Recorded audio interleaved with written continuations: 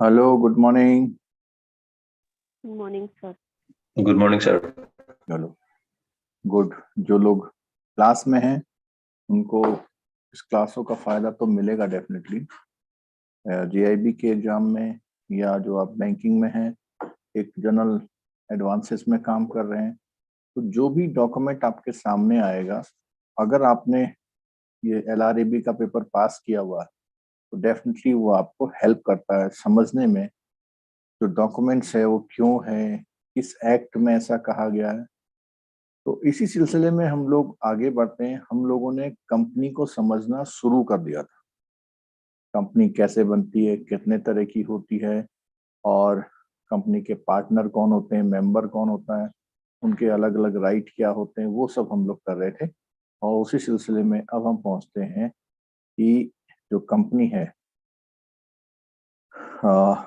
Membership of the company कैसे मिलती है, कोई किसी कंपनी का मेंबर कैसे बन सकता है, ये हम सीखते हैं। ठीक है। लास्ट चैप्टर में हमने 3 डॉक्ट्रिन पढ़े थे। उन डॉक्ट्रिन के केवल नाम आप बता दीजिए।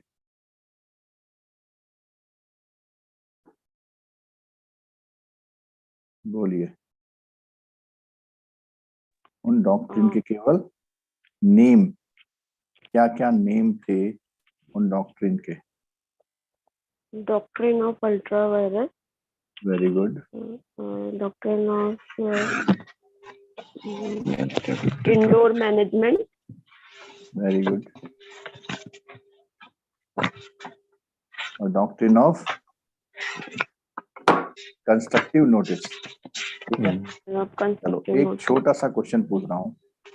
कंस्ट्रक्टिव नोटिस में किसको सेफगार्ड मिलता है?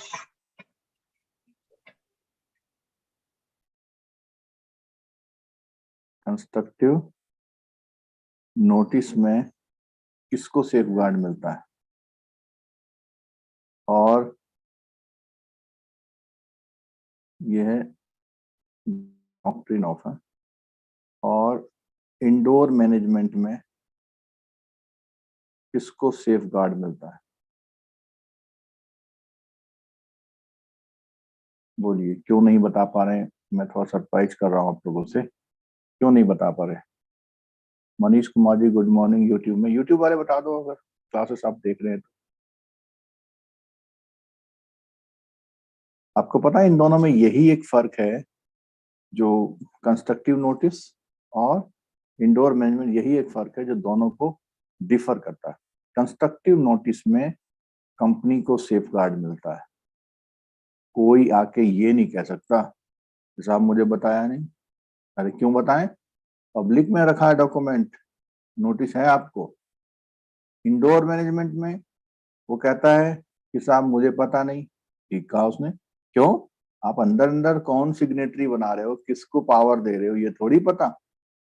अकाउंट का ऑपरेशन कौन करेगा? कंपनी ने एक अकाउंट खोला, उस अकाउंट को कौन ऑपरेट करेगा, कैसे पता लगेगा? क्या ये भी आरओसी को जाके बताया जाएगा? ना, ये आरओसी को नहीं बताया जाता है। क्यों? Indoor management. तो यहाँ पर पब्लिक को सेफ गार्ड मिलता है कि भाई हमें पता नहीं था कि आजकल डिवेंचर में साइन कौन कर रहा, हमने तो सोचा ये कर रहे हैं। ठीक है। ऐसे ही हमने बताया था memorandum of association and article of association. कौन बड़ा है इसमें? एमओए। एमओए बड़ा है, और AO is the sub objective के लिए है। जो एमओए में ऑब्जेक्टिव कंपनी के हैं कि हम टेलीफोन इंडस्ट्री में काम करेंगे, नई नई टेक्नोलॉजी लाएंगे। ठीक है। अब एओए में क्या है? इस काम को करने के लिए हम 4 टेक्निकल एक्सपर्ट हायर करेंगे, ये एओए में आ जाएगा। ठीक है। तो ये टॉपिक जो था हमारा बहुत इंपॉर्टेंट था।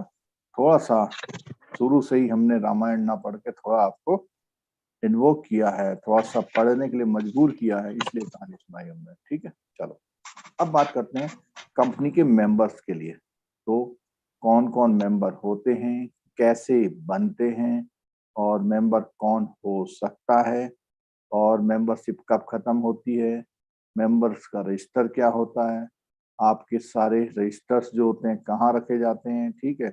राइट एंड ड्यूटी मेंबर की क्या होती है, राइट ऑफ मेंबर क्या होता है, ठीक है। तो ये हमें इस टॉपिक में पढ़ना है। बहुत ही जब भी आप सुनते होंगे साहब कंपनी एक्ट है, अरे कंपनी एक्ट यही है जो हम पढ़ रहे हैं। वो अलग बात है कि उसमें बहुत कुछ लिखा हुआ है, लेकिन एक लेमैन की तरह, आम आदमी की तरह हम समझ जाएंगे, अच्छा ये होती है कंपनी, ये होती है प्राइवेट कंपनी, ये होती है फॉरेन कंपनी, सब समझ जाएंगे, ठीक है।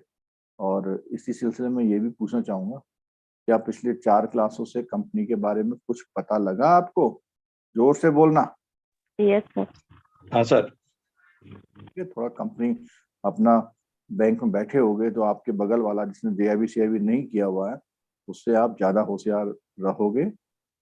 कभी तर्क करना हो सीएम से, एजीएम से, डीजीएम से, तो आप तर्क रख सकते हो, नहीं साहब ये कागज नहीं मान्य है, इसलिए नहीं मान्य है, ठीक है। चलो, तो यहाँ पर who is a member of company, कौन है? देखो सुनना, हाँ जरा ध्यान से। एक डॉक्यूमेंट होता है MOA, उसको जो भी सब्सक्राइब कर रहे, सब्सक्राइब करना समझते हो? उसका उसको एक्सेप्ट कर लेना, उसमें साइन करके उसका मेंबर बन जाना, जो उसमें लिखा हुआ है, ठीक है। जो पर्सन उसको साइन करने के लिए अलाउड है वो मेंबर है किसका, कंपनी का। तो who shall be deem to have agreed become member, अगर उसने साइन कर दिए ठीक हो गया। On its registration shall be entered as member in its, तो वहां जो रजिस्टर बना हुआ है मेंबरों का उसमें उसका नाम डाल दिया जाता है, वो उसका मेंबर बन जाता है। दूसरा, every other person who agrees in writing to become a member of company and whose name enter, मतलब एक तो बात बोली, वो लोग जो MOA में सिग्नेचर करते हैं, सब्सक्राइब करते हैं, सिग्नेचर ना करते, लीगल वर्ड है सब्सक्राइब करना, ठीक है। MOA को जो भी सब्सक्राइब करेगा बिकम्स मेंबर। और दूसरा बोलता है हु एग्री, मैं इस बात को सहमत करता हूं, और agree to become a member. अब यहाँ सब्सक्राइब की बात नहीं आ रही है, मेरे को सब मेंबर बना लो, एग्री हूं मैं, मेंबर बनने के लिए नहीं आ रहा हूं, बट कंपनी के लोगों ने एक्सेप्ट करना पड़ेगा। आपके एग्री होने से ही नहीं होगा, एग्री होने के बाद जो प्रोसेस है वो करना पड़ेगा, ठीक है। उसका नाम वहां पर रजिस्टर्ड होना चाहिए, कहां पर, एक जो मेंबर्स का रजिस्टर है, ठीक है। एवरी पर्सन होल्डिंग शेयर्स, अरे भैया ना तो मैं MOA में साइन कर रहा हूँ ना मैं एक्सेप्ट कर रहा हूँ, बट मैंने 5 शेयर ले लिए कंपनी के,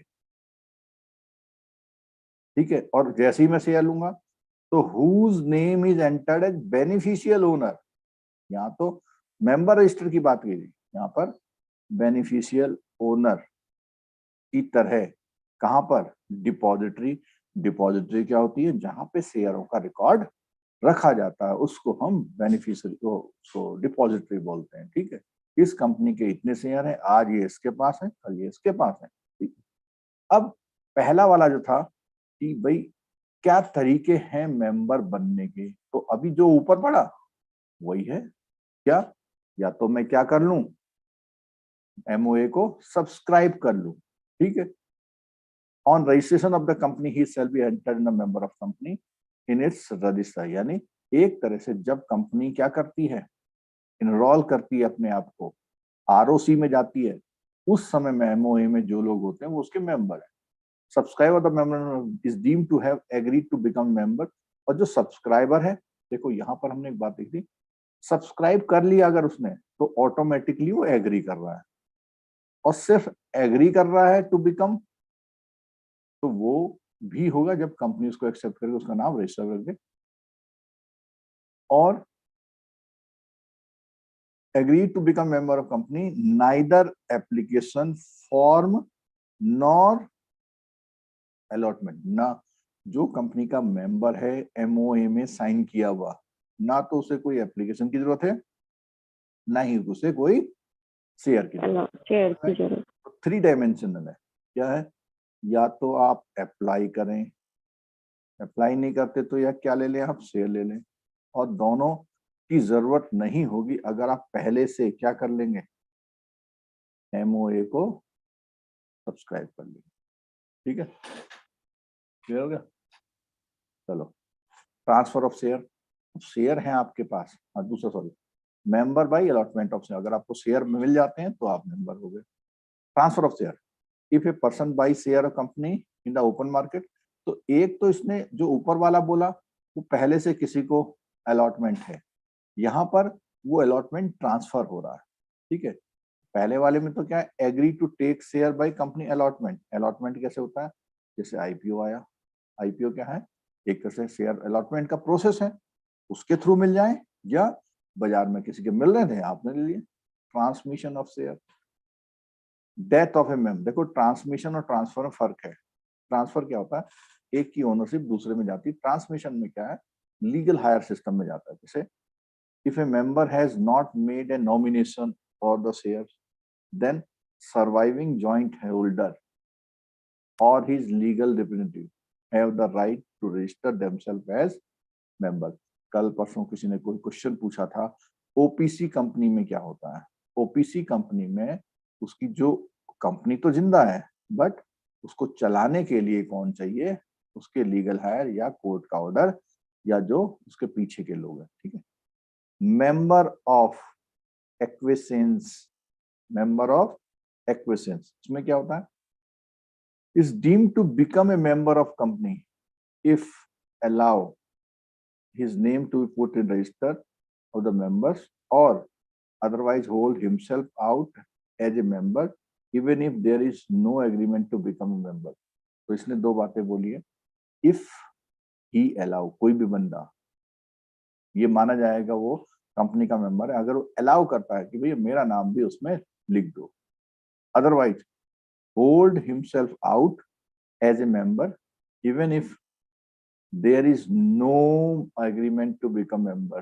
कई बार क्या है कि अपने आप को वो कहता है कि मैं इसका वो हूं, और जबकि उसने कोई भी एग्रीमेंट नहीं किया। दो तरीके हैं, एक तो वो अलाउ कर दे, ठीक है, दूसरा ऐसा भी है कि वो otherwise holds himself out as a member even if, मतलब अपने आप को कहलाना पसंद करता है जबकि बिना एग्रीमेंट के भी। तो एक तो वो है जो अलाउ करे, एक वो है वो भी मेंबर हो सकता है जो अपने आप को कोई स्पेशली वो नहीं रिक्वेस्ट नहीं करता, एग्रीमेंट नहीं है बट वो मेंबर है। जॉइंट मेंबरशिप, बहुत सिंपल सी बात है कि ए और बी ने मिलके शेयर लिए, जॉइंट लिए, तो वो कैसे मेंबर हो जाएंगे, जॉइंट मेंबर। ठीक है, और appearing first is considered the main member for the purpose of sending notice dividend, they all shall be treated as single member। मतलब ये दोनों क्या है, ये सिंगल मेंबर की तरह ट्रीट होंगे। ठीक है, who can be member of the company, कौन हो सकता है, सिंपल बात है भैया, जो कॉन्ट्रैक्ट कर सकता है आ जाओ मेंबर बन जाओ। और अब बात आती है minor and person of an, इसके लिए मना किया हुआ। तो यहाँ देखिए क्या कहता है, कहता है कि such person cannot become a member, तो उसने मना कर दिया।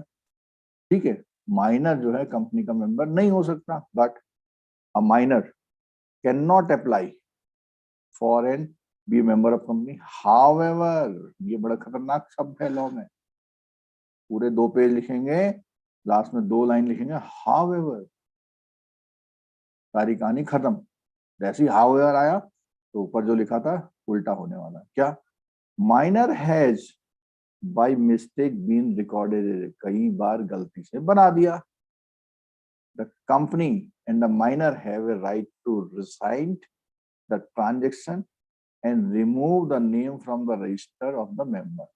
वो क्या कर सकता है, अगर गलती से बना दिया तो वो जो भी ट्रांजेक्शन हुए हैं उनको रिसाइंड कर सकता है और अपना नाम क्या कर सकता है, वहां से हटा सकता है। कहां से, जहां पर उसका नाम लिखा हुआ है।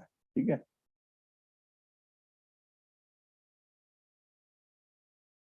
रिसाइन का मतलब जानते हो, कैंसिल करना। ठीक है, वो रिजाइन जैसा है पर स्पेलिंग उसकी थोड़ी सी अलग है, ठीक है। हाउएवर, फिर हाउएवर आ गया।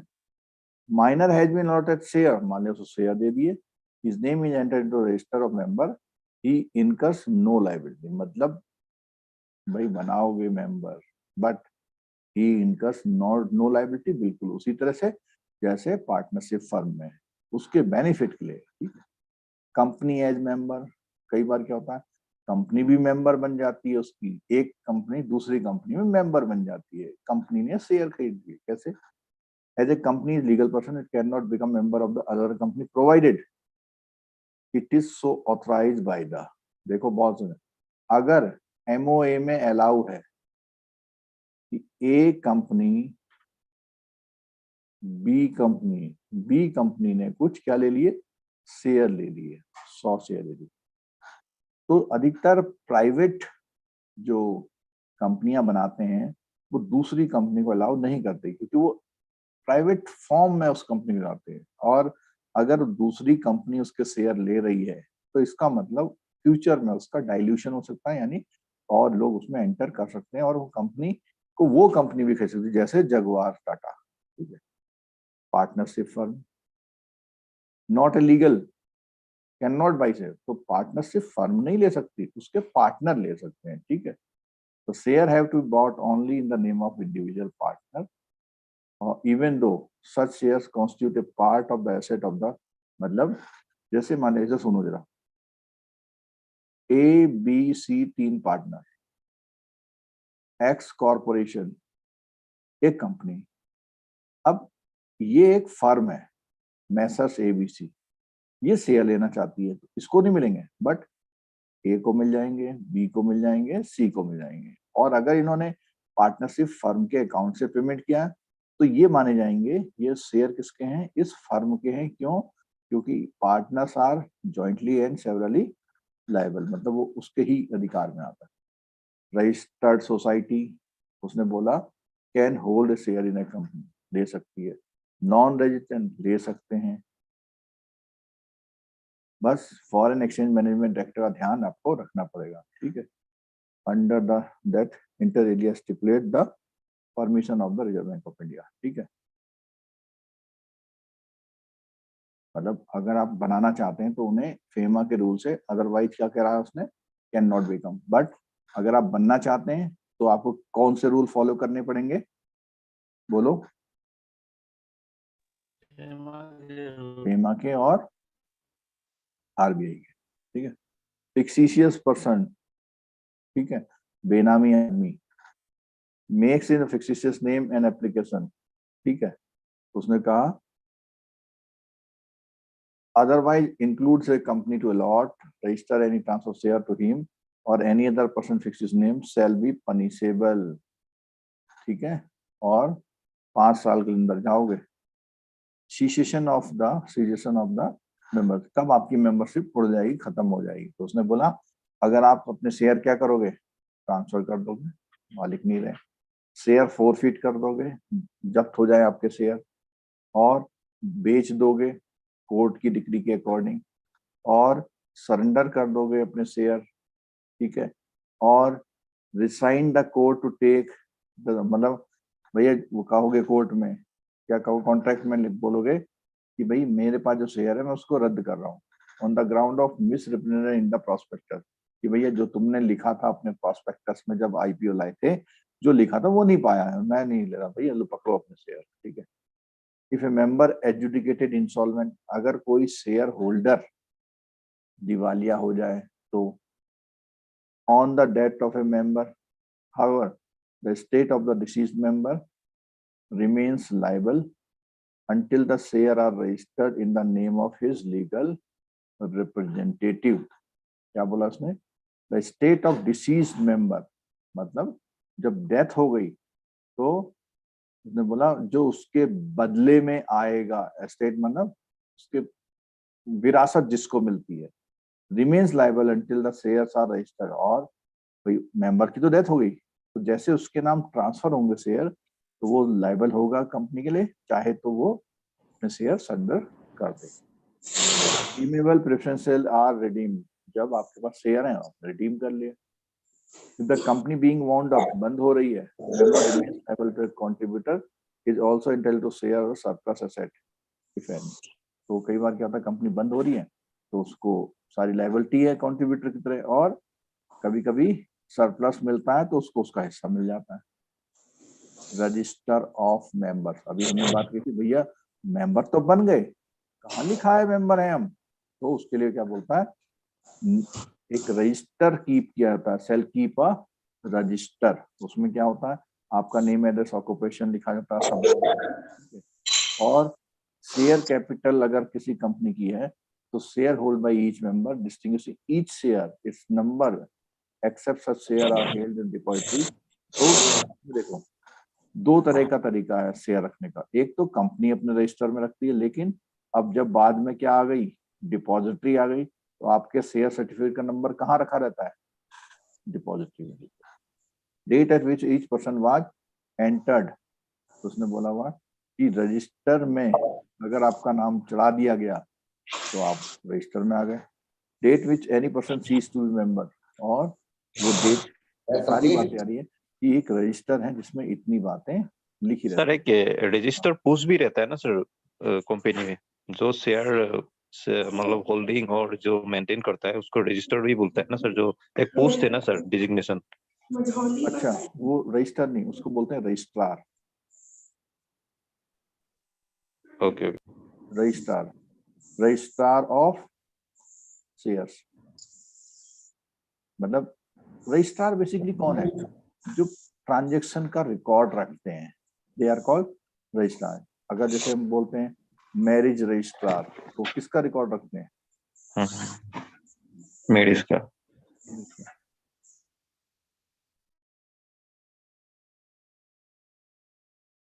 चलो, अ कंपनी में after giving not less than 7 days previous, company क्या कर सकती है, एडवर्टीजमेंट से बिफोर 7 day का एक नोटिस देके क्या करती थी, न्यूज़पेपर में जहां पर उसका रजिस्टर्ड ऑफिस है, क्लोज द रजिस्टर मेंबर्स और register of debenture holder for any period not exceeding in the aggregate 45 days each year। 45 day each year में वो चाहे तो रजिस्टर को क्लोज कर सकती है। यानी क्या फर्क पड़ेगा अगर रजिस्टर क्लोज होगा, कैपिटल फिक्स रहेगा। हाँ, मतलब उसमें कोई ट्रांसफर और ट्रांसमिशन नहीं होंगे शेयर के, ठीक है, but not exceeding 30 day at any time. तो पूरे ईयर में तो कितना है, 45 days, मतलब यहाँ से यहाँ तक तो 45 days है, बट बीच बीच में जो इसके पीसेस हैं, उस पीसेस में वो कितने दिन तक, एक बार यहाँ रख लिया, एक बार यहाँ रख लिया, एक बार यहाँ, बट ये जो पीस होंगे that will not be more than 30 days। 30, तो इसको इक्वल और 30 डे हो सकते हैं, ठीक हो गया। Place of keeping and inspection of, कहाँ रखेंगे आप, ठीक है, अब देखने से बड़ी मजेदार बात आएगी अभी। उसने कहा आप रजिस्टर ऑफिस में रखेंगे, ठीक है, किसी और सिटी टाउन में रख सकते हैं, विच रजिस्टर्ड ऑफिस इज सिचुएटेड। तो इसने बोला हुआ registered office of the, registered office है वो कंपनी वहां रखेंगे, और अदर प्लेस में भी रख सकते हैं, ठीक है। Such other place have been approved by the purpose, special resolution pass होना चाहिए इसके लिए, ठीक है। The registrar of companies has been given in advance a copy of the proposed special resolution।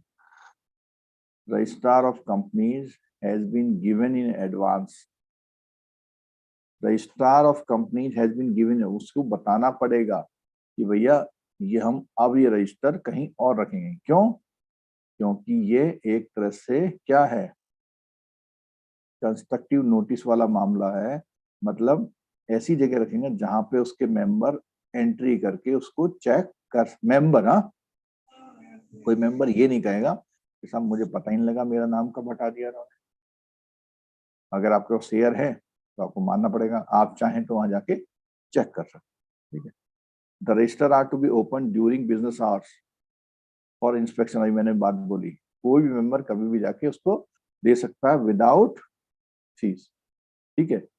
Any other person has to pay fees, मतलब औरों के लिए भी अलाउ है, बट उनको फीस देनी पड़ेगी, सच मेंबर डिवेंचर होल्डर और the person may make extract from, मतलब वो उसकी फोटोकॉपी वगैरह ले सकते हैं। ठीक है। मेंबर की जिम्मेदारियां क्या हैं कंपनी के प्रति? पहला बोला अनलिमिटेड लायबिलिटी, तो फुल और ऑल डेप्ट ऑफ द कंपनी, किसके लिए? लोन के लिए। Company is limited by guarantee, उसमें बोला हुआ जितना उन्होंने अपना एग्री किया कि भैया 2 लाख तक का नुकसान मेरा है, स्पेसिफाइड द लायबिलिटी क्लॉज, और वो कहां पे लिखा था liability clause? Memorandum of association. और कुछ कंपनी लिमिटेड बाय, ये तीनों तरह की कंपनियां थी ना, शुरू में पढ़ी थी हमने। Yes sir, limited by share कि भैया मेरे पास 2 लाख रुपए के शेयर्स हैं, ले उतना लो, ही एंजॉय पैसा मैं करो। लगा सकती हूँ। राइट्स ऑफ मेंबर, मेंबर के राइट भी हैं कुछ। स्टैट्यूटरी राइट जो कंपनी एक्ट ने दिया है। देखो स्टैट्यूटरी राइट क्या होते हैं? जो किसी एक्ट में आपको दिए जाते हैं, कॉन्स्टिट्यूशन से दिए जाते हैं, वो आपके स्टैट्यूटरी राइट है। तो कंपनी एक्ट में जो भी आपको राइट दिए वो सब होते हैं। और these rights can not be taken away और मॉडिफाइड बाय द एमओए। और सुन लो, कंपनी एक्ट ने आपको राइट दिए, तो किसी कंपनी के एमओए से नहीं बदल सकते उसको। कौन बदलेगा? Company act. कंपनी एक्ट कौन बदलता है? बोलो जल्दी से।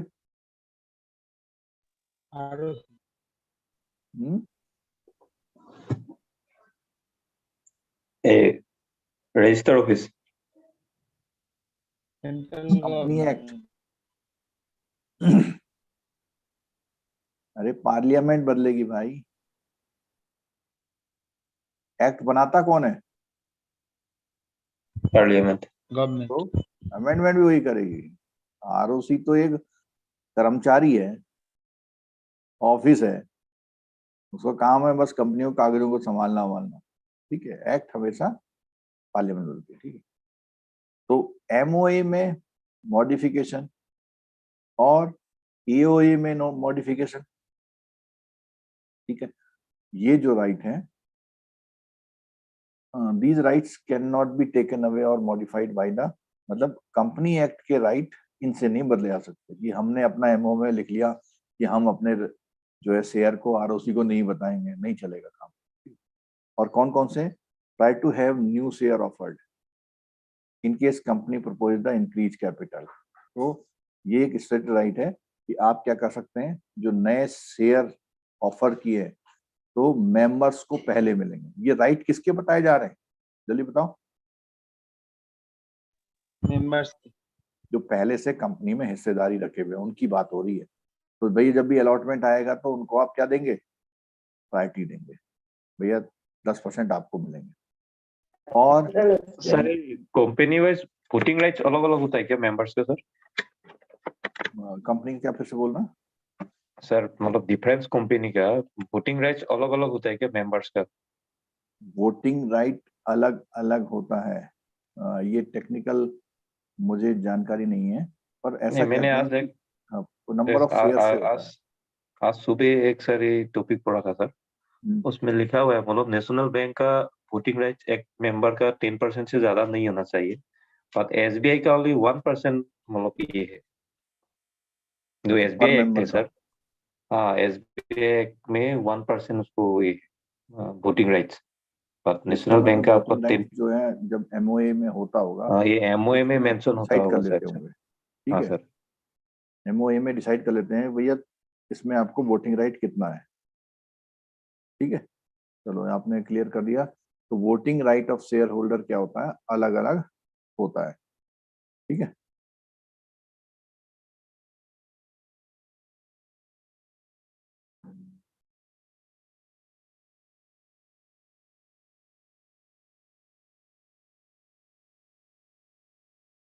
इसमें ऐसा कुछ लिखा हुआ है, system of share holder right is an integral part of any corporate governance system. These rights ensure that shareholders are able to voice their opinion on the board nominee, मतलब अपनी बात रख सकते हैं, as well as other corporate action that may affect the value of their interest. उनका अलग अलग जो इफेक्ट होता है तो ये हो सकता है ना।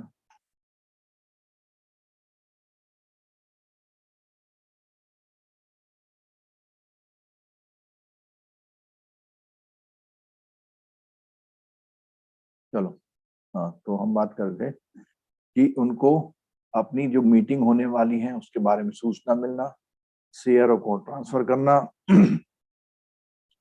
receive copies of annual account of the company, receives copies of annual account of the company, to inspect the register of member, register of debenture holder and copies of annual return. क्या कर सकता है? इन सब रजिस्टरों को वो check कर सकता है। और apply to the CLB, CLB समझते हो?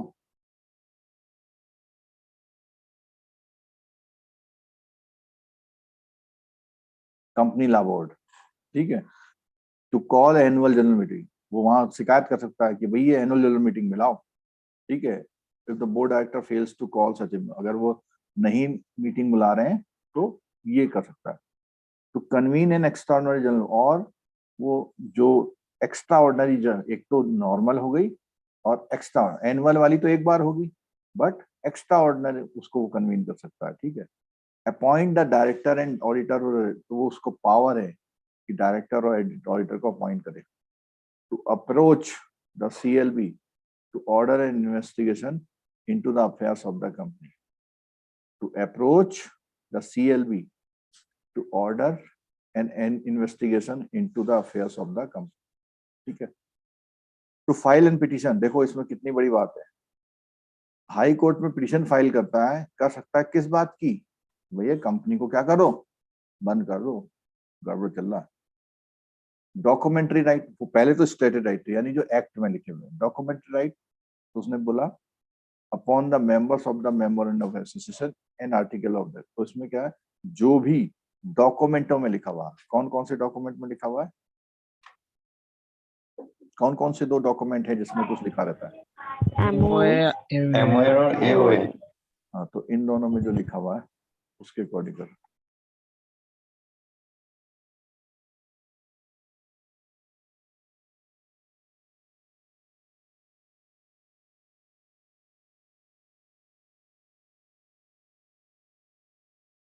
ठीक है। प्रोप्राइटरी राइट, और प्रोप्राइटरी राइट से मतलब क्या है कि भैया कोई वो मालिक भी है उसका, कंपनी का। कैसे?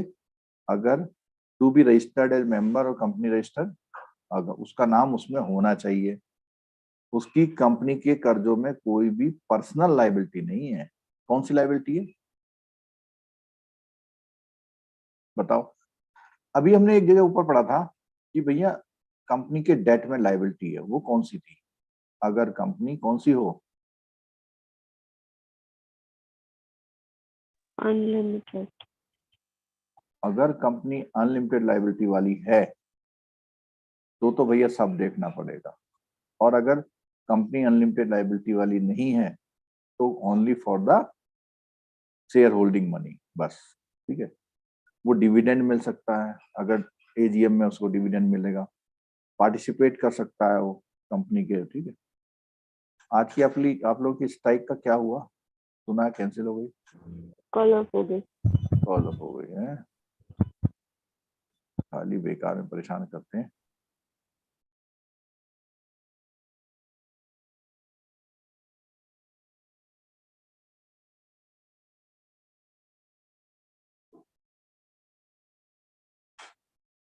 कल वो टैक्स वाला टॉपिक देखा था आपने मैडम वाला, उसमें से भी 1-2 क्वेश्चन जरूर आएंगे। और खास कर से जहाँ पे वो TDS वगैरह काटते हैं ना, कौन से सेक्शन में काटते हैं, 194, 192 ना, तो ठीक है, ध्यान रखना।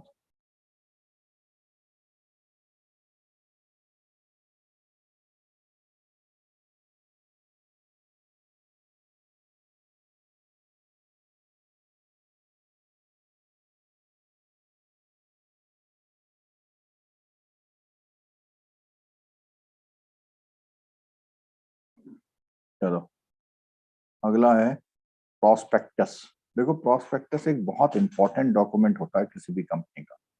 प्रोस्पेक्टस, प्रोस्पेक्टस ऐसा होता है, कॉलेज में एडमिशन लेने जाते हैं ना, तो जो एक कलर्ड बुक मिलती है प्रॉस्पेक्टस, तो उसने कहा डिफाइन प्रोडक्ट, तो इसमें सेक्शन 270 में डिफाइन किया गया प्रॉस्पेक्टस क्या होता है। उसने बोला हुआ इंक्लूड एक तो नॉर्मल प्रॉस्पेक्टस और या रेड हेरिंग प्रॉस्पेक्ट, दोनों तरह के प्रॉस्पेक्टस, और सेल्फ प्रॉस्पेक्ट और नोटिस, सर्कुलर, एडवर्टीजमेंट और सब कुछ, ठीक है। तो ये डिफरेंट तरह के प्रॉस्पेक्ट्स हैं, और प्रॉस्पेक्ट्स का मतलब होता है कि जहां पे किसी चीज के विवरण, डिटेल्स रखे गए हों, ठीक है। तो सेल्फ प्रॉस्पेक्टस का मतलब होता है जो मल्टीपल इश्यूज ऑफ बॉन्ड और रेजिंग फंड के लिए बनता है, ठीक है। Type of prospectus issued by the company making multiple issue, तो नॉर्मल इश्यू के लिए आता है तो वो तो आरएसपी से आ जाएगा, लेकिन उन्होंने कहा बार बार हमको ऐसा करना है, तो कौन सा प्रॉस्पेक्टस बनाते हैं? सेल्फ प्रॉस्पेक्टस का मतलब होता है जब उन्हें हर साल में 2 बार पैसा चाहिए पब्लिक, मल्टीपल इश्यूज, इश्यू का मतलब पैसे उठाना, ठीक है। रेड हेरिंग प्रॉस्पेक्ट्स मीन, ये पढ़ा होगा, which does not include complete particular of quantum, price के बारे में पूरी जानकारी जिसमें नहीं होती है, कि जब शेयर आएगा तब देखेंगे। अभी तो बता दिया कि हम भैया 10,000 शेयर ले रहे हैं, आपको लेने हैं तो ले लो, प्राइस क्या होगा बताएंगे, कितना पैसा इकट्ठा करेंगे बताएंगे, ठीक है। Self prospectus means which the securities or class of securities included therein are issued for service in one or more issue over a certain, मतलब वो बार बार प्रोस्पेक्टस नहीं लाएगी, मैनी इश्यूज को एक ही बार दे, मतलब एक ही प्रोस्पेक्टस में लिख देगी। Hence, put in plain word, prospectus means a document by which a company solicits funds from the public for its capital, either by way of securities or secure deposit.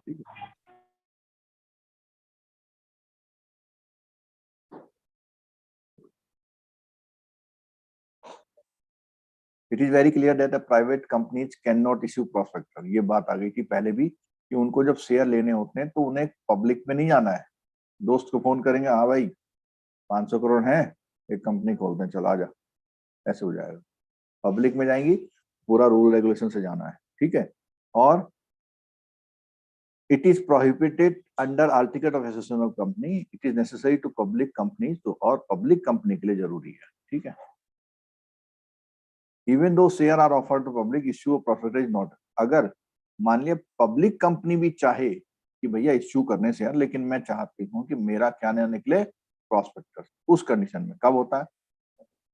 When a person invited to enter into an underwriting agreement, arrangement to purchase, सब। तो कई बार क्या होता है, कोई कंपनियां, जैसे ही company के शेयर आने वाले होते हैं ना, तो वो कंपनी उस कंपनी के सारे शेयर को कहती है कि भाई हमने ले लिए, जितने बिक जाएंगे ठीक है, बाकी हम ही ले लेंगे। मतलब कंपनी को एश्योर करती है कि भैया 500 करोड़ तुम्हें मिल जाएंगे, चाहे पब्लिक ले चाहे हम ले।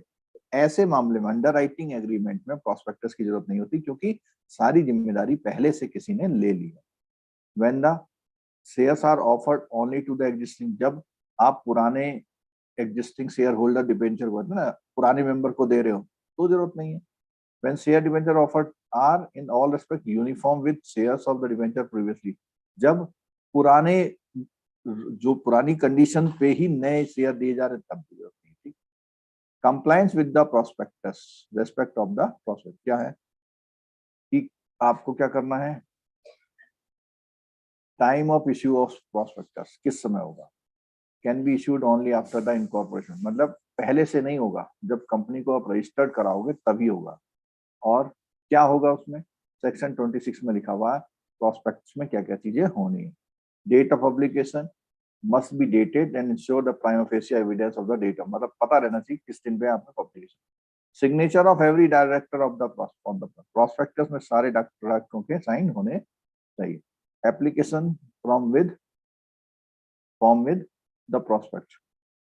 Every application form for shares must be accompanied by a copy of the prospectus except for application form issued under the writer. तो इसमें बोला हुआ कि जब एप्लीकेशन आती है उसके साथ प्रॉस्पेक्टस की कॉपी होनी चाहिए, except the application form issued underwriter अगर अप्लाई करेंगे तो उसको प्रॉस्पेक्टस की जरूरत नहीं है, बट आम आदमी करेगा तो प्रॉस्पेक्टस होना चाहिए। स्टेटमेंट बाय एक्सपर्ट इन, तो प्रॉस्पेक्टस जो होता है उसमें किसी एक्सपर्ट के स्टेटमेंट, मतलब कंपनी के बारे में कुछ लिखा होना चाहिए, ठीक है। Can not be issued unless has given the written consent. तो जैसे होता ना, जो शेयर मार्केट के एक्सपर्ट हैं, कंपनियों के एक्सपर्ट हैं, उस प्रॉस्पेक्टस में उनका भी कुछ लिखा हुआ होना चाहिए और उन्होंने परमिशन भी दी हो कि भाई ये आप छाप दो मेरे नाम, ठीक है।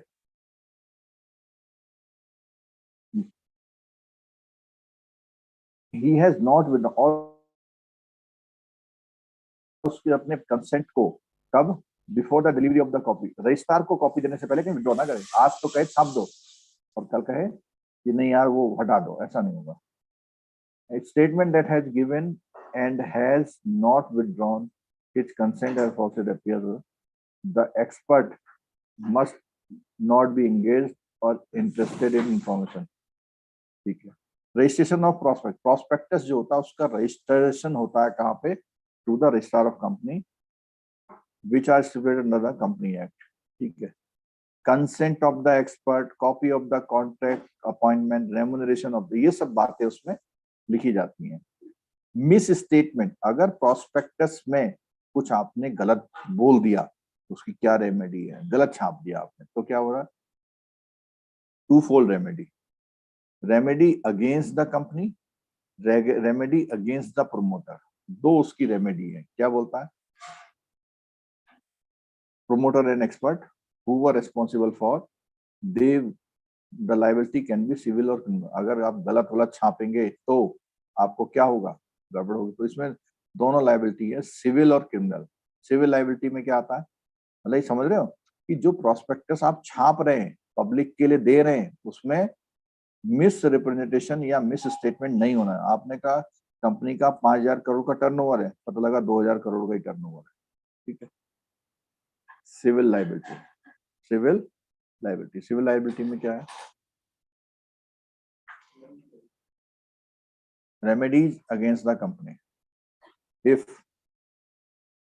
There are untrue statements or misstatements or omissions in prospect। अगर prospects में ये कमियां पाई गई, गलत, misstatement, omission, छुपा लिया, which have been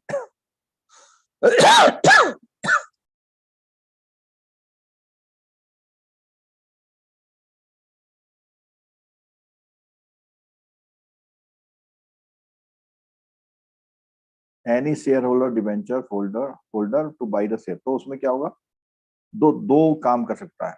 क्या कहेगा, भैया इसको रद्द कर दो, मैंने जो आपके शेयर ले लिए थे गलती से, आपके झूठे झूठे वादों पर अब हटा दो, मेरा पैसा वापस करो।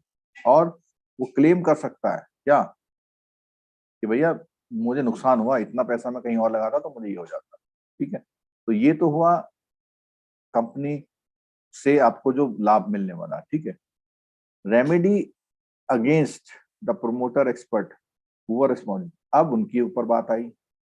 Suit for damage can be filed misassessment, मतलब कहने का मतलब है जब आप लड़ाई लड़ेंगे तो दो लोगों से लड़ सकते हैं। किन दो लोगों से, आप लोग बोलिए। एक कंपनी और शेयर होल्डर। प्रमोटर, ठीक है, प्रमोटर और कौन, जो एक पड़ा और शेयर होल्डर सर। नहीं एक पर वो तो प्रमोटर बड़े। देखो अब यहाँ पे फर्क समझो, शेयर होल्डर और प्रमोटर में क्या फर्क है जरा बताओ तो। जो प्रमोटर प्रमोटर कंपनी का ओनर होता है, कंपनी का owner. Extra ordinary share holder भी होता है। एक्स्ट्रा ऑर्डिनरी राइट्स होता है प्रमोटर को। क्यों होता है वो राइट क्यों होता है, को शेयर ज्यादा है तो मैनेजमेंट एक बात तो ये है कि नंबर ऑफ शेयर ज्यादा है, दूसरा कंपनी जब बनती है, कंपनी को बनाने के पीछे उन लोगों का खास योगदान होता है, ठीक है, उनको प्रमोटर बोल देते हैं, ठीक। तो एक अब मैंने माने किसी कंपनी के शेयर ले लिए 2 शेयर, तो मुझ पर थोड़ी एफआईआर हो जाएगी, ठीक है। तो ये बोल रहा है कि एक तो कंपनी से आप लड़ेंगे, दूसरा उनके प्रमोटर या एक्सपर्ट से, क्योंकि वो जिम्मेदार है इन सब कामों, उनके अगेंस्ट में आप कोर्ट जा सकते। ये तो है सिविल लायबिलिटी, यानी इसमें आपको पैसा मिल जाएगा, डैमेज मिल जाएगा। बट क्रिमिनल लायबिलिटी, क्रिमिनल का मतलब जेल जाल होना, ठीक है। क्या बोलता है? Certain matters and reports must be stated in prospectus, failure to do so will render the director or any other person responsible for the issue of such prospect। तो क्या बोल रहा है? उसको फाइन वाइन हो सकता है, ठीक है। चलो अगला देखते हैं।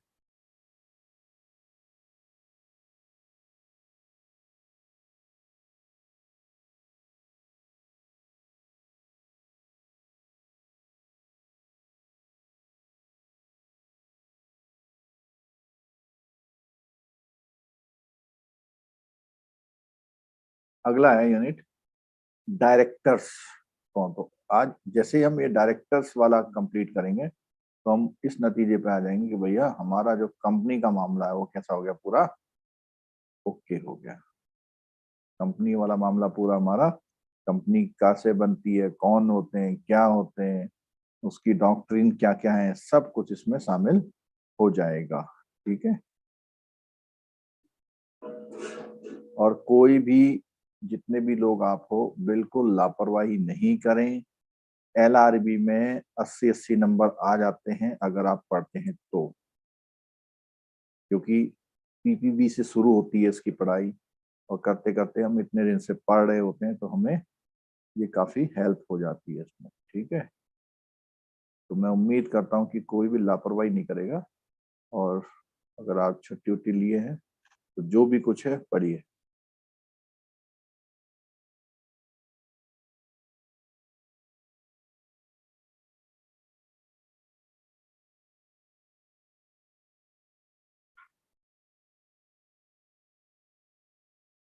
एलआरबी में फाइनली सर 9 ही बंदे रह गए क्या सर? लास्ट 4-5 दिनों से 9 ही बंदे हैं सर जूम पे। क्या बन रहे? आपका ग्रुप में ना सर पार्टिकुलरली 9 ही 2 रहता है सर लास्ट 4-5 दिनों से। हम ही बस गया क्या लास्ट में सर? देखो, दुनिया में सबसे आसान काम और सबसे कठिन काम एक ही है, वो क्या है? Finishing sir. पढ़ना। तो कुछ लोगों को दुनिया में सबसे आसान काम काम क्या लगता है? पढ़ना। और कुछ लोगों को सबसे कठिन काम क्या लगता है? पढ़ना पढ़ना। सर। तो ये तो अपनी अपनी चॉइस है, ठीक है। ये तो डॉक्ट्रिन ऑफ क्या है ये? बोलो कौन सा डॉक्ट्रिन है ये? पढ़े या कंसीडर ना है पढ़े? सर। इलेक्शन। इलेक्शन है, इलेक्शन। ठीक है। दोनों में अलग अलग है, आप पढ़ो या ना पढ़ो, ठीक है। चलो एनीवे, अभी हम आ गए हैं डायरेक्टर पर, और उसके रीजन है कई सारे। कुछ लोगों ने हिम्मत हार ली, कुछ के एएफबी या पीपीबी में अगर 50 या 45 नहीं आ पाए तो हिम्मत हार गए। फिर कुछ यूट्यूब चैनल पे वीडियो बोल दिया एलआरबी मत दो, पता नहीं क्यों बोला उन्होंने। मैंने तो वीडियो बनाया स्पेशल कि देना चाहिए, ठीक है। तो वो सब कारण है, और ऐसा हमेशा होता आया है। बट कुछ लोग पढ़ रहे होंगे, अपने आप पढ़े होंगे, ऐसा नहीं है।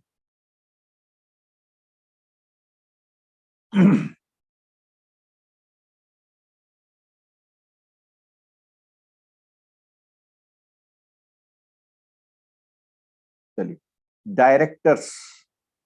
अभी हमने कितने शब्द पढ़ ले, कितने परसेंट पढ़ लिए, वो जरा रिवाइज करते हैं। कंपनी जैसे ही हुआ नाम, कौन कौन लोग होते हैं बताओ?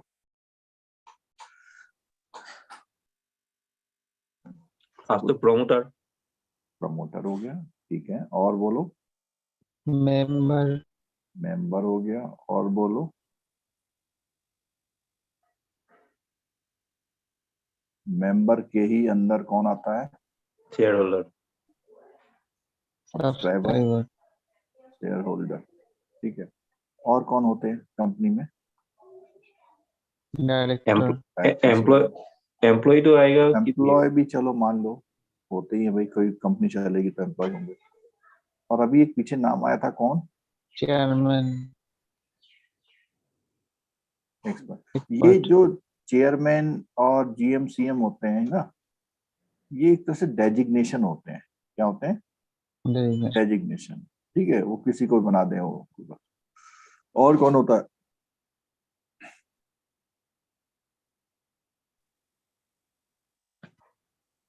रजिस्टर्ड। यही तरीका है। रजिस्टर्ड। वो रजिस्ट्रार कंपनी में नहीं होता, वो बाहर का आदमी है। रजिस्टर्ड तो बाहर का नहीं।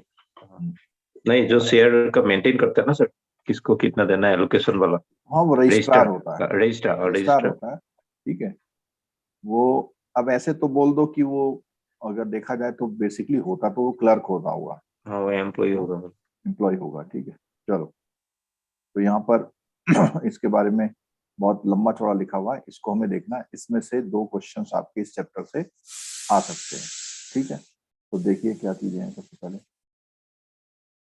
Minimum number of director. ठीक है, तो यहाँ पर कंपनियों का अलग अलग हुआ है कि कैसी कंपनी है। ठीक है, उसने बोला और मिनिमम नंबर ऑफ डायरेक्टर कितने बोला हुआ उसने?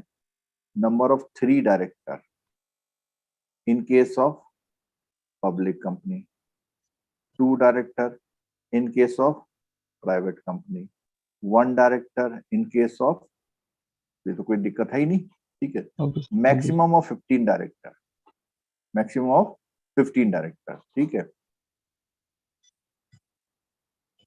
15 होते हैं, बट मे अपॉइंट कैसे? After passing special resolution, provide further that such class or classes of company as may prescribed shall have at least 1 women director. तो उसमें डायरेक्टरों में एक कम से कम कौन होगा?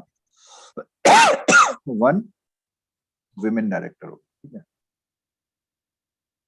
every company shall have at least 1 director who has stayed in India for a total period of not less than 182 days। मतलब उसमें बोला हुआ है 1 डायरेक्टर ऐसा होना चाहिए जो इंडियन होना चाहिए, ऐसा समझ लो आप। इंडियन भी कौन सा वाला? रेजिडेंट। इंडियन भी कौन सा वाला?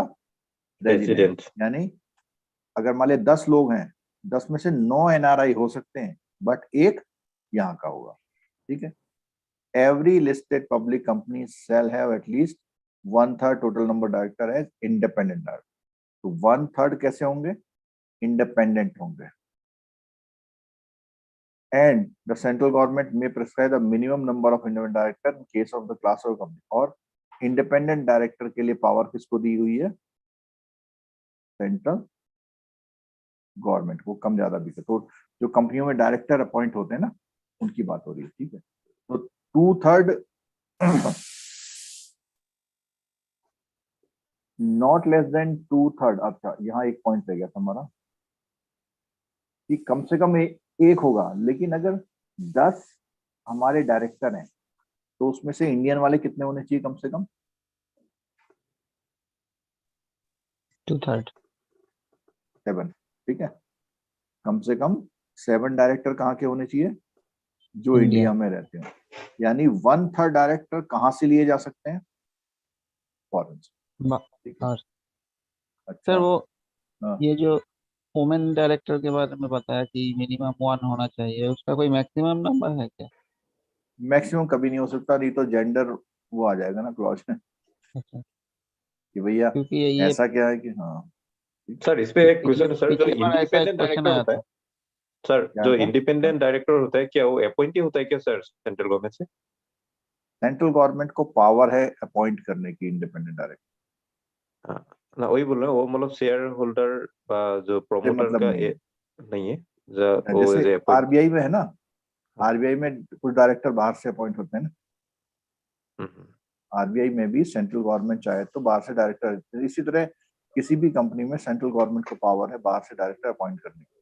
ठीक है, और ये वाला ऐसे रूल अब ऐसे सर है कि ऐसे एक्स्ट्रा एक क्वेश्चन सर, उसका जो हाँ, सैलरी का जो वेग है वो कंपनी प्रोवाइड करता है ना, सेंट्रल गवर्नमेंट करता है सर ये? मुझे लगता है कि कंपनी को प्रोवाइड करना पड़ेगा, क्योंकि वो डायरेक्टर काम किसके लिए कर रहा है? कंपनी के लिए। कंपनी के लिए काम कर रहा है। ठीक है, पर कंपनी अभी के लिए देखो, एक्स्ट्रा बर्डन टाइप का हो गया ना वो। हाँ, नहीं तो कोई कारण रहे होंगे ना ऐसा क्यों हर किया कुछ जा रहा होता होगा, लॉजिकल चलो। कुछ। हाँ, ये देखिए यहाँ पर ये लिखा हुआ है कि ये जो मिनिमम कैपिटल वाला क्राइटेरिया था क्या कर दिया, has been done away with, मतलब अब ये कोई भी मिनिमम पेड अप कैपिटल का क्राइटेरिया नहीं है। ठीक है, it restrict the right of transfer of shares, ये कहाँ से पढ़ते हैं हम?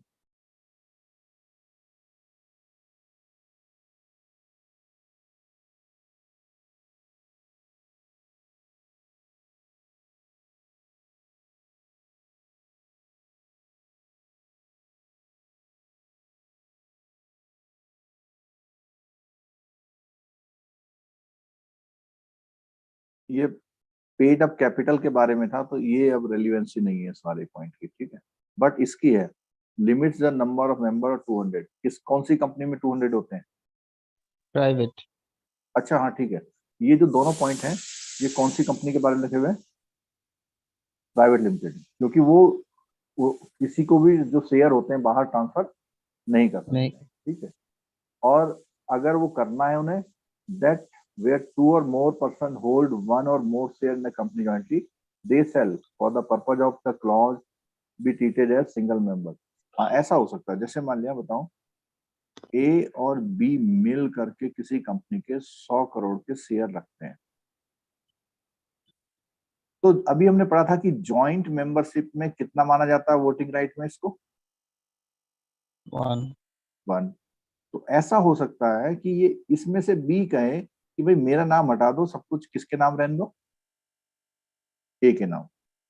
तो इस एक्शन को ट्रांसफर नहीं माना जाएगा। ऊपर मना किया ना उसने कि क्या नहीं कर सकते ट्रांसफर, नीचे उसने कहा है कि इस कंडीशन में जॉइंट ओनर से सिंगल मेंबर बनने में ट्रांसफर नहीं माना जाता, मतलब कहते हैं ठीक है ऐसा कर सकते।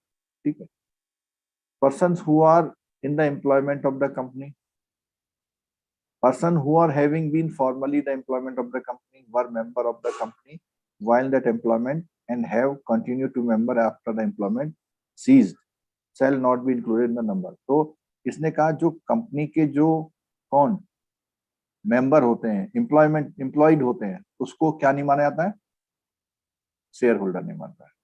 कंपनी का जो एम्प्लॉय है वो कंपनी का मेंबर नहीं हो सकता। ठीक है, एनी इन्विटेशन पब्लिक और प्राइवेट, ये सब जो पॉइंट पढ़ रहे हैं कौन सी कंपनी के बारे में पढ़ रहे हैं? प्राइवेट। ठीक है, वो नहीं आ सकता। अब बात आती है पब्लिक कंपनी कौन सी होती है? जो क्या ना हो, मतलब जो जिसमें प्राइवेट कंपनी के फीचर्स ना हो, क्या मानी जाएगी कंपनी?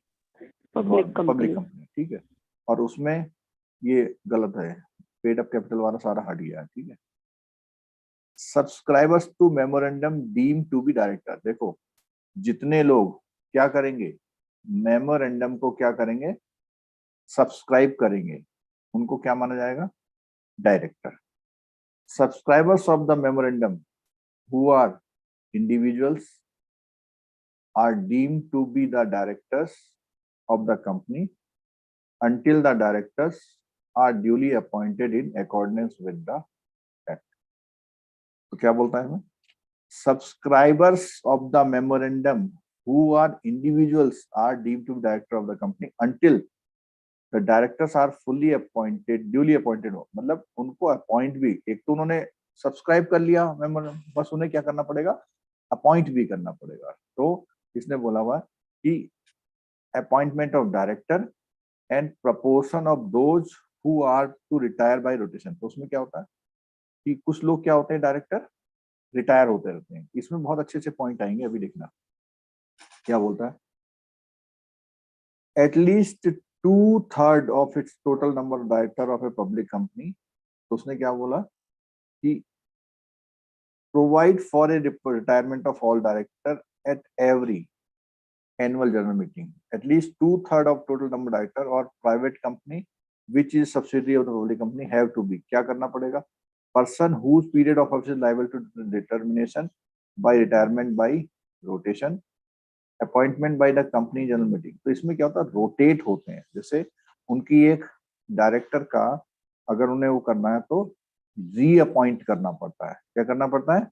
रीअपॉइंट। ठीक है, लेकिन कुछ डायरेक्टर ऐसे होते हैं होल टाइम डायरेक्टर क्या बोलते हैं?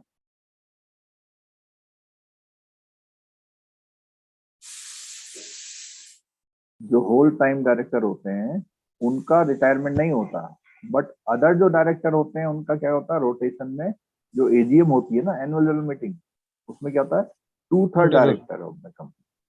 ठीक है, the remaining director are to be appointed in the general meeting subject to the provision of the article of. तो 2/3 को क्या करना पड़ता है, रिटायर करना पड़ता है, बाकी कंटिन्यू रहते हैं। ठीक है, बट वो बाई रोटेशन क्या हो सकते हैं, रीअपॉइंट हो सकते हैं। ठीक है, ये लिखा हुआ है। सर ये Ascertain- प्राइवेट कंपनी में ये जो डायरेक्टर है ये तो फिक्स ही रहता है ना सर?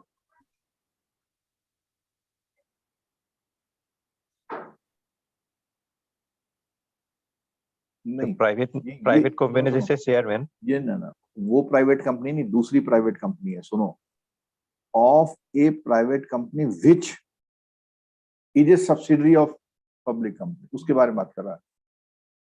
देखो इधर देखो, एक कंपनी तो हमें पता है कौन सी होती है, पब्लिक। एक कंपनी हमें पता है कौन होती है, प्राइवेट। तो प्राइवेट में एजीएम कितने बार होती है साल में? One time. है, नहीं भी हो सकता है। कोई जरूरी नहीं है, खत्म हो गई बात। तो जब एजीएम ही नहीं हो रही तो कौन रिटायर होगा? कोई नहीं होगा। अब बात आती है, पब्लिक कंपनी है, ये कौन सी कंपनी है, सब्सिडरी कंपनी है, जो कि किस नेचर की है, प्राइवेट। हाँ, इसके लिए बोल रहा हूँ। हाँ नॉर्मल प्राइवेट कंपनी के लिए कुछ नहीं बोल रहा। ठीक है, बात समझ में आ गई? बोलो, क्वेश्चन क्लियर हुआ आपका? हाँ हो गया सर। चलो आगे देखो। ascertainment of director retiring by rotation and filling, अब रिटायर हो रहे हैं तो वैकेंसी कैसे फिलअप होगी?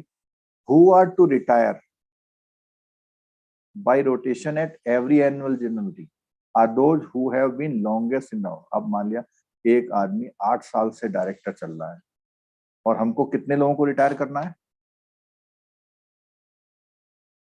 बोलो? 2/3। 2/3 को करना है। तो जो सीनियर होगा पहले उसका नंबर आएगा। मान लिया कोई कंपनी 10 मेंबर वाली कंपनी है, 10 डायरेक्टर वाली, तो इसमें से 7 रिटायर होने हैं।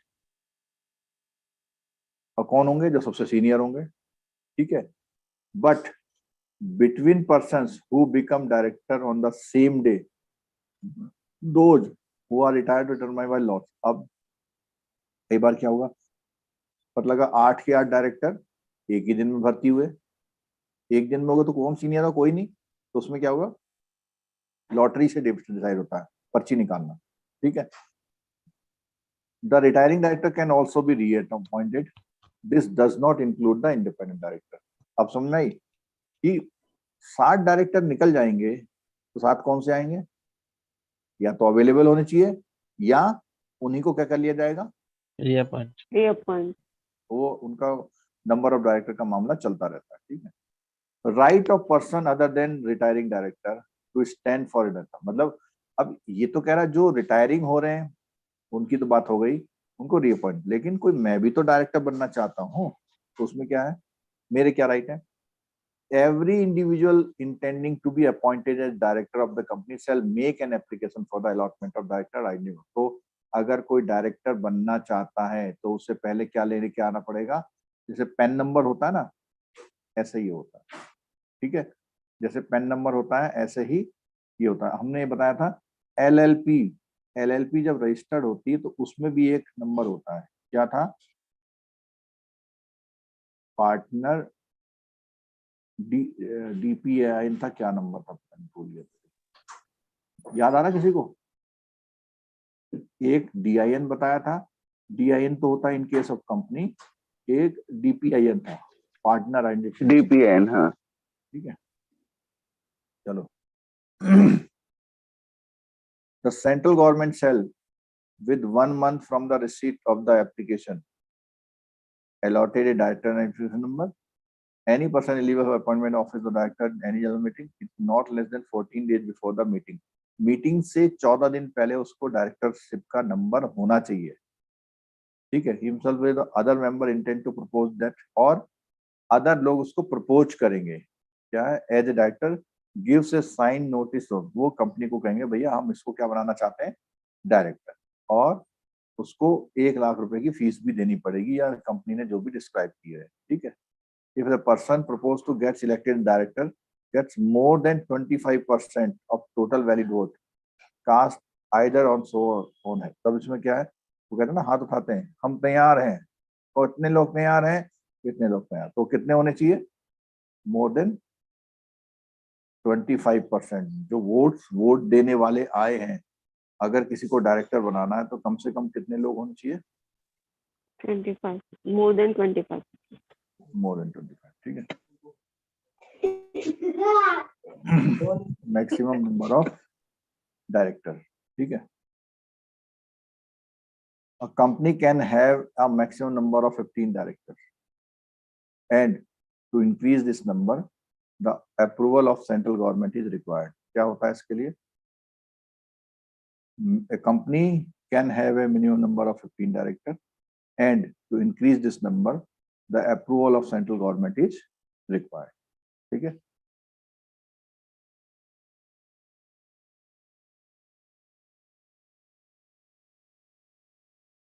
एडिशनल डायरेक्टर हो सकते हैं, क्या करना पड़ेगा उसके लिए, एक रिजोल्यूशन पास करना पड़ेगा कि भैया हमें कुछ और डायरेक्टर चाहिए। फिलिंग ऑफ कैजुअल, अब इसमें देखो कई बार क्या होता है कि कोई छुट्टी में चल रहा है या कुछ चल रहा है, तो उसमें चाहे वो पब्लिक कंपनी हो, ये प्राइवेट वाला समझ में आ रहा है, कौन सी प्राइवेट, जो किसी पब्लिक की सब्सिडी हो, सब्सिडी। ठीक है। Then subject to the article, the board of director can fill the vacancy of meeting board. Such director can hold the office up to the date. मतलब जैसे मान लिया एक जना लीव पे चल रहा है, लंबी लीव पे गया हुआ, तो मान लिया वो 3 दिसंबर को आने वाला है, तो जो टेम्परेरी डायरेक्टर है वो बीच में कितने दिनों के लिए वो कर सकता है, कैजुअल डायरेक्टर, ठीक है। whose place in the appointment would hold office, he could continue at, जो बंदा जो आने वाला जो वो आ जाएगा, तो in whose place he is appointed would have held office if he had continued as a director. Separate resolution, a motion of appointment of 2 or more person as director of the company by a single resolution shall not be moved unless proposal moves such a motion has first been agreed in the meeting without any voting casting in it. A resolution moved in contravention of small same shall be void whether or not any objection was taken the vote. A motion for approving person appointment, तो इसने बोला हुआ है कि अगर किसी को director को करना है, एग्री करना है, are required to be appoint every director in meeting, तो जब भी आप किसी को डायरेक्टर को अपॉइंट करेंगे तो आपको सेपरेट रिजोल्यूशन करना पड़ेगा, ठीक है। Consent of the company, every public company and every private company, every person proposed as a candidate for the office director must sign and furnish the company his consent in writing as a director.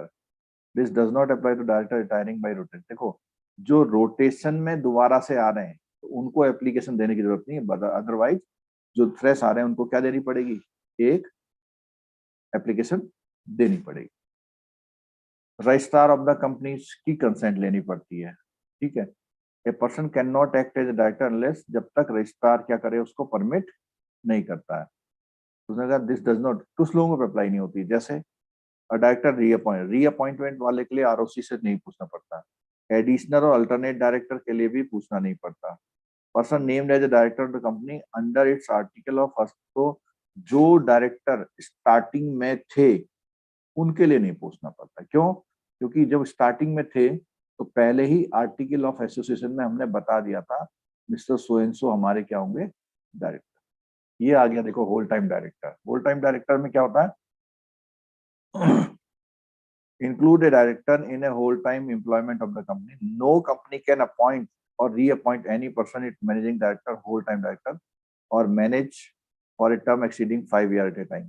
तो इसने क्या बोल दिया है कि कितने time के लिए करेंगे आप, नॉट एक्सीडिंग 5 years.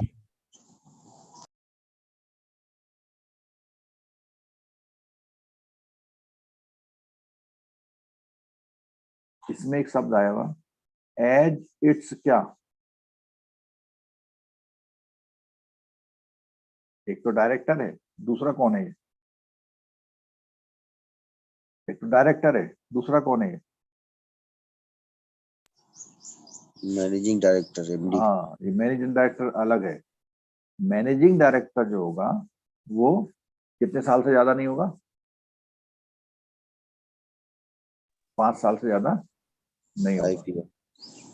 इसने बोला हुआ है reappoint any person at its managing director, whole time director और मैनेजर फॉर ए, सभी के लिए बोला, वो कॉमा लगाना भूल गया है, ये कॉमा यहाँ पर, एमडी के फॉर्म में, होल टाइम डायरेक्टर के फॉर्म में और मैनेजर के फॉर्म में। कितने से ज्यादा नहीं करेगा?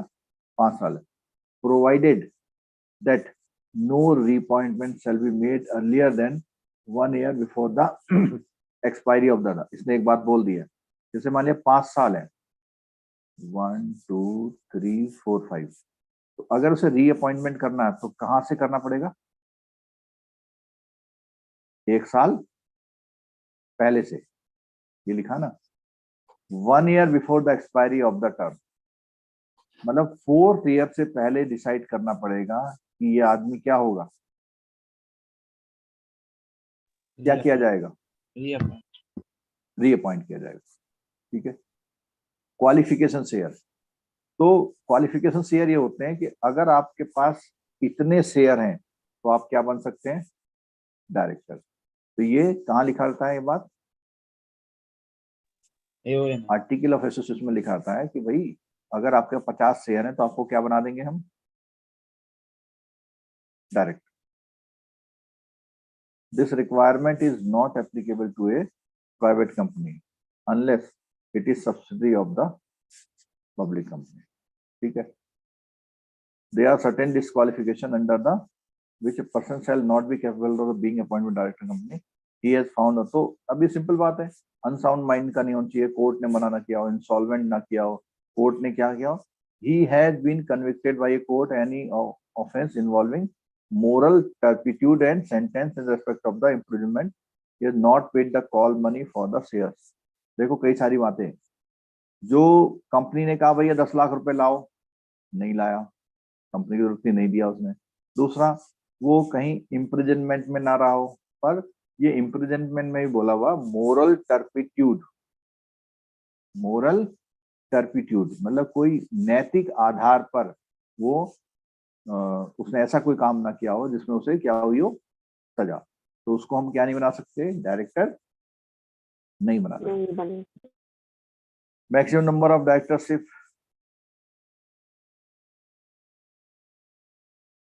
no person after the commencement of the act shall hold office as director including any alternate directorship in more than 20 companies। ये भी एक बात आ गई कि वो अधिकतर एक समय में कितनी कंपनी में डायरेक्टर रह सकता है? 20। Provided that the maximum number of public company which can be appointed director shall not exceed 10, provided that the maximum number of public companies in which a person can be appointed director shall, और उसमें से public company कितनी हो सकती है? 10। यानी सरकारी कंपनियों में या पब्लिक कंपनी में कोई डायरेक्टर बनेगा तो कितना होगा मैक्सिमम? 10। बट ओवरऑल मिला करके 20। मेंबर ऑफ द कंपनी में by special specify any letter, और वो चाहे तो इससे भी कम का अमाउंट तय कर सकते हैं, लेकिन इससे ज्यादा का नहीं करेंगे। Vacation of office by director, मतलब डायरेक्टर ऑफिस छोड़ देता है तो क्या होगा? शैल become vacant in case he incurs any disqualification, वो कोई डिस्क्वालीफाई हो जाए या एब्सेंट रहता है। ठीक है। कितना बोर्ड रहता है? हेल्ड ड्यूरिंग द लास्ट, जो 12 महीने में जो मीटिंग हुई है बिना छुट्टी लिए क्या रहता है? वो एब्सेंट रहता है तो भी, और वो कोई सेक्शन 184 का कंट्रावेंशन करता है, उसके अकॉर्डिंग काम नहीं करता, और वो अपना इंटरेस्ट डिस्क्लोज करने में फेल हो जाता है, मतलब कंपनी कुछ नया काम कर रही है, वो कहता नहीं मैं नहीं मानता। ही बिकम्स डिस्क्वालिफाइड, कोर्ट ने कर दिया, ट्रिब्यूनल ने कर दिया, he is convicted court of, मैंने बताया ना अभी मोरल टर्पेटाइट का हो, ठीक है, और जहां पर कम से कम कितनी सजा हुई हो, ये भी बात है एक पॉइंट, कितने महीने की सजा हुई हो, 6 months. 6 month वाली सजा में, ठीक है। फिर अगला आता है हमारा, he is removed in pursuance of the provision, act में उसे रिमूव कर दिया गया। Having been appointed director virtue of holding on any office other employment in the holding subsidy, मतलब वो कहीं और इन्वॉल्व होने लग गया हो, ठीक है। जो a company can remove the director even before the expiry of the, वो कंपनी रिमूव कर सकती है, पर उसके लिए कौन सा रिजोल्यूशन चाहिए, ordinary. Certain power can be exercise only eight meeting of the board, कुछ पावर्स जो है सिर्फ बोर्ड में एक्सरसाइज की जा सकती है, ठीक है। क्या बोलता है, certain power can be exercise only at the meeting of the board, board की मीटिंग में, and not by circulating papers amongst the director and passing the resolution by such circulation. These are some significant matters which need deliberations and discussion. These are the power. क्या क्या चीजें, वो share holder की meeting बुला सकता है, debenture issue कर सकता है, मनी बोरो कर सकता है, और इन्वेस्ट कर सकता है, लोन ले सकता है, और पर्टिकुलर बाईबैक, बाईबैक का मतलब होता है जब शेयर अलॉट कर दिए उन शेयरों को वापस लेना। पावर, बोर्ड की पावर की रेस्ट्रिक्शंस क्या क्या है। The board of director of public company, ये जो लाइन है बार बार लिखी हुई है, ठीक है, प्राइवेट कंपनी वाली लाइन बार बार लिखी हुई, मतलब प्राइवेट कंपनी कौन सी वाली, जो पब्लिक की सब्सिडरी है। फॉलोइंग पावर्स क्या क्या है, dispose of any undertaking of the company, company ने जो अंडरटेकिंग है उसको डिस्पोज करना। Remit or give payment that due director, that due by director,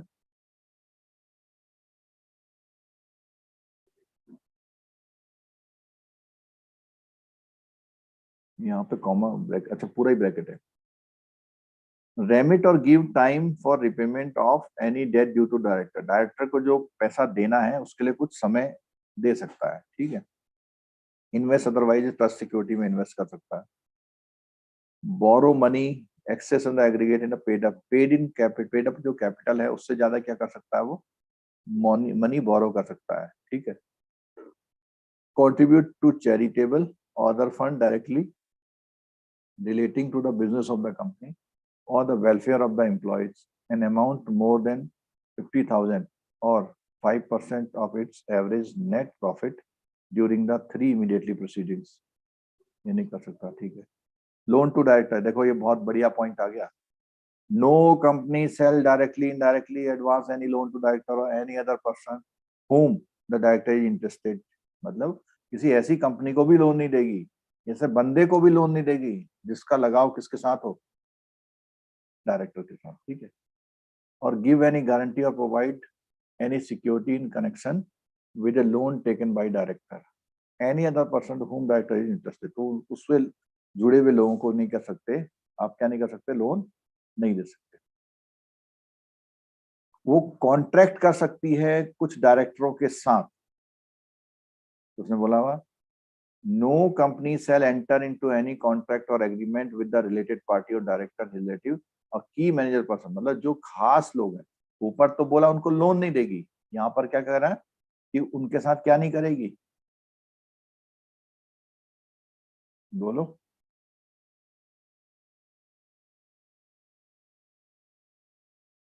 बोलो, क्या नहीं करेगी,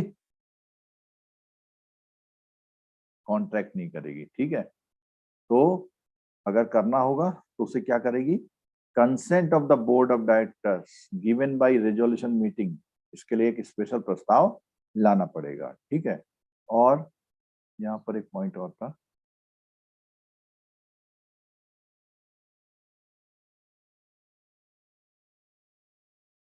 मोर देन 2% लिखा हुआ of its paid up capital, मतलब जो उसकी पेड अप कैपिटल है उसका 2% का ही कॉन्ट्रैक्ट करेगी। Director, manager, member, director, a public company with director, manager is a director, hold the relatives more than 2% of its paid up capital, any body corporate whose board of director, managing director, unless in professional capacity, or any person whose advice, direction, instruction to act according to the, इसने बोला हुआ है कि जो director जिसके पास 2% से ज्यादा paid up capital होगी, उसी को स्पेशल रिजोल्यूशन से क्या दिया जा सकता है, कोई कॉन्ट्रैक्ट।